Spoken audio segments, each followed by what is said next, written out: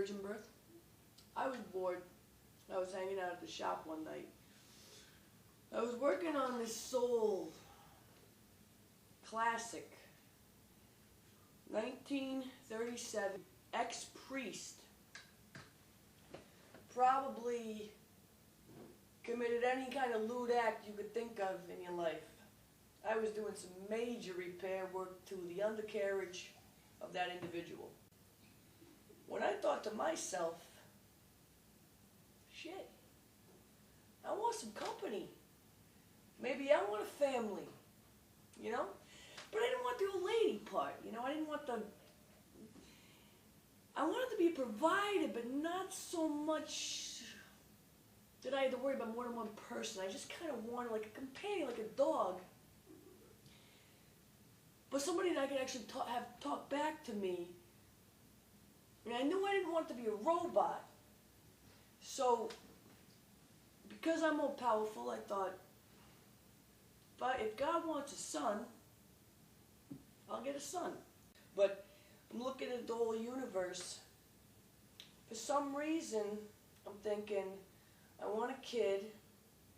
I want a kid who knows what hardship is. You know, I don't want a kid that is going to grow up with a silver spoon in its mouth or whatever.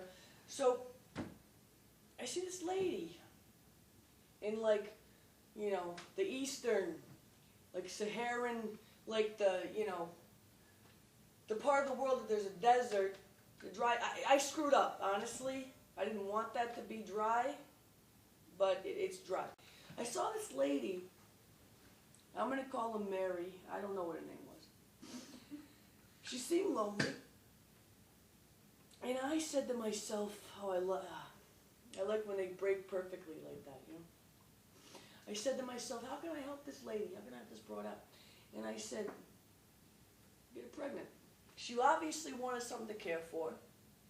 She obviously wasn't going to get a date anytime soon. Listen, I did my thing. I did not fornicate with her. She got prego. 9 months later, up pops my son.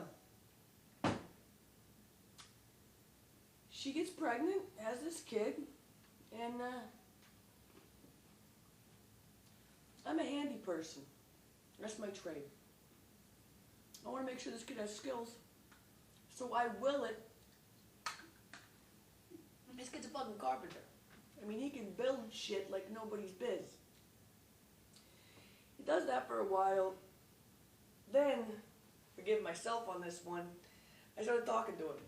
Scared the shit out of him. I thought it was going to jive nicely when he first started hearing my voice. I thought it would be familiar. I mean, his father. Kid was freaking out. Freaking out. Nobody fucking believed it. So he's walking around saying that he's the son of me. People think he's ape shit. So, I'm thinking to myself, this can't go on. This guy's gotta die. Because the thing is, when he was alive, you know, they were persecuting him. It was making me look bad.